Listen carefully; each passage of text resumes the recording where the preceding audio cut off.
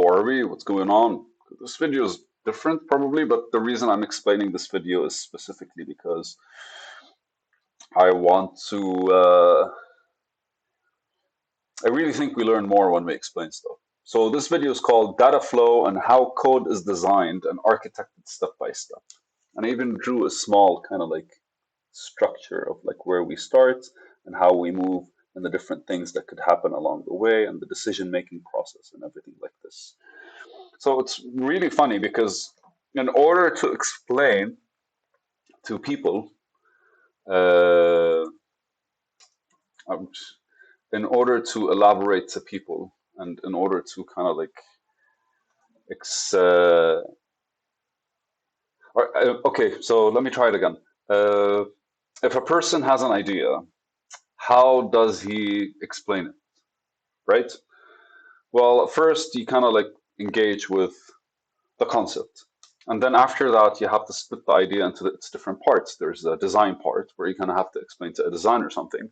There's the programming part where you have to describe to the programmer something. There's the business part where you have to describe to the business people something. And where there's the marketing part where you have to explain to kind of like the salespeople and all that shit something. And each one of them, if you think about it, it's kind of like different because like when it comes to like the designer, you're explaining the brand, the concept, what you're trying to do. When it comes to the marketing, you're explaining kind of like the tone of voice and how the people are going to how you want the people to like listen, how you want your ads to represent you and stuff like this. When you're talking to business people, you're kind of thinking of how you want your company, your culture to actually grow and all that kind of stuff. When you're explaining it to a programmer, you're explaining all the features that you're entering into the space, right? Like if you just go, I want, I'm designing a social app. All right, so are people going to follow each other? Okay, so that is a different flow of activities that need to happen. Like I have to find your profile. I have to like press like if that's a thing. And if I'm not your friend, I'm not allowed to like you, but I'm allowed to send you a message and shit like this, right? Like we have them through Facebook and all that kind of stuff.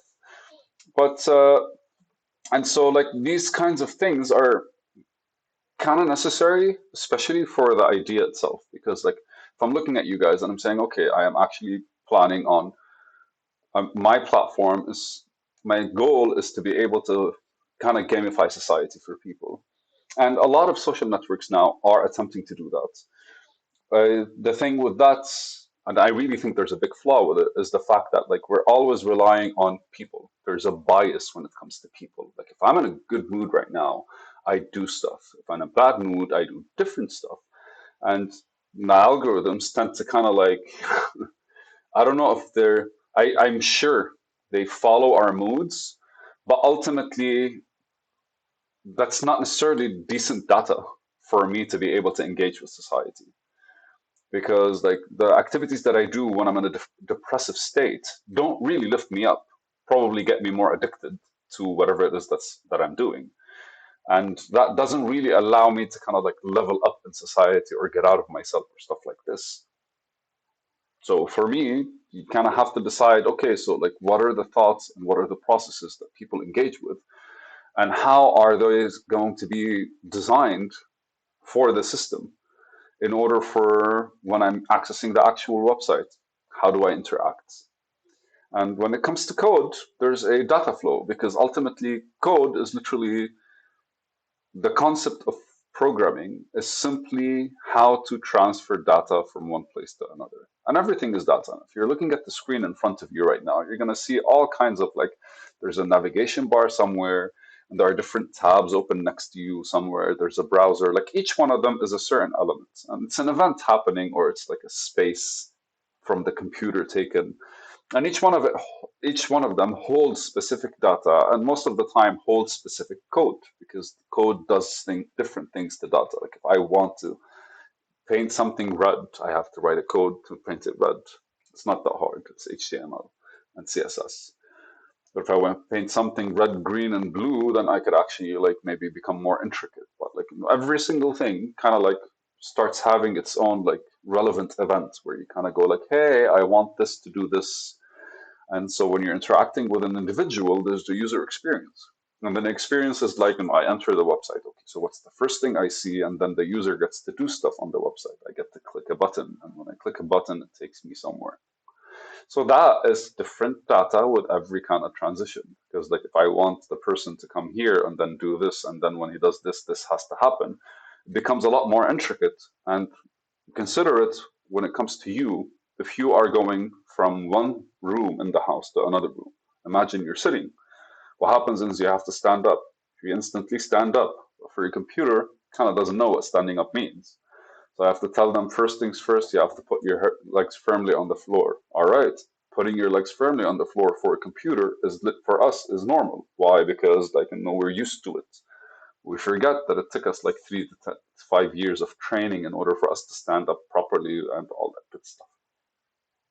So you kind of have to use those literal programs that do these things and build on top of them in order for you to be able to kind of like tell the computer to stand up and then start moving and then open the door. And it's simple. Like opening the door for us is like this, right? But for a computer, it's like raise your hand, move your hand, grab the handle, find the handle, grab the handle, twist, push down, depending on the handle state. And ultimately, like when there's a connection, like you have to kind of tell them if the handle is round, you kind of have to like twist. If it's not round, if it's a horizontal handle, I don't know what they call it, you have to push down. And so these kinds of things, that's the statements that you use. And ultimately, I was thinking, and when I was actually like, I think I was like sitting with myself going like, you know, how would I want the user to interact with my website? Like if it's a gamified part of society, then like there are certain parts where people are able to use. And it's funny because like the one thing I was thinking of was the one thing that I'm really like down to, and I don't know if I should say this publicly because I really feel like it's a genuine idea.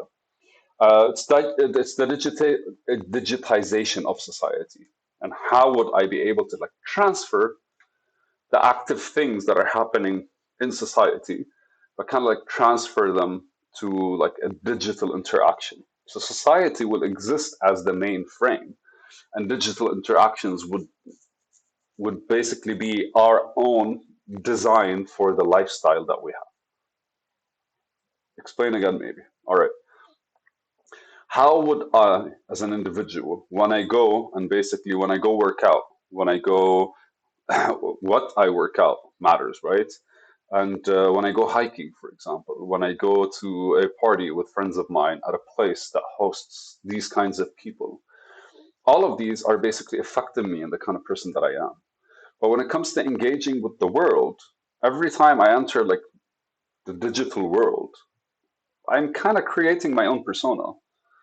And with every single email I have, because like I know for myself, I have like my email that I use for the stuff that I do for me, and then I have the work email, and then I have the personal email because like the personal email is when I want to probably like message old friends, I guess, and stuff like this. I don't want their emails to be like lost. And so for me, I realized that once, like, you know, I really have, and I have an email for like anytime I want to sign up to a website that I don't really give a fuck about, just to see what their software is about, because they kind of force you to get to sign up and start getting these like advertisements and bullshit. And I was like, yeah, email of the week, fuck off. Yeah, good times. But so each one of them is a separate persona, and then each one of them kind of like dictates something differently digitally or to the digital world about the user or the account holder. And from my perspective, I really think like the concept of how we create value for ourselves and for society as we interact with it is our own data flow. And how every single like I wake up, I go to the gym. When I go to the gym, I make a decision. Am I going to do this training or this training? If I do this training, I'm gonna be feeling sore tomorrow. If I do this training though, I'm going to be able this step closer to a muscle up, right? Whilst if I go and sit and fucking chill and just like fucking drink coffee, then hey, actively I'm just kind of like going to the gym and meeting the gym people because maybe that's my vibe and it's perfectly fine. Who knows? Maybe you get on the treadmill once in a while. At the very least, like you're still kind of like catching some kind of vibe. Like every single thing is adding value to me, bringing value to me, which allows me to create more value to society. And in general, dude, like I've seen people their lives. I'm still focusing on the gym because it's something I think exercise relates, everyone relates to. Like I have my aunt when she started, like she found herself a group and she goes hiking once a week, completely changed their attitude towards life. And it's fascinating because like sometimes she just goes and just they chill and they make it as a picnic. And they hiked for like 15, 20 minutes and most of them chill and have a picnic while the rest kind of like go for 2 hours and come back. And so each one of them becomes like each individual is absorbing exactly what he wants out of it. And they come back kind of like refreshed, revitalized. There's something more that they come back with. And that adds to their value. And society gets to explore that with them anytime they're engaging with them. Like the more you're a doctor, the more you become like a different person that is better at being a doctor. I realize that with myself. The more I program, the more I do YouTube videos, I am changing. And this change is the value that's being created. It's added, it's shifting, it's shaking some stuff. It's kind of like building on top of some stuff.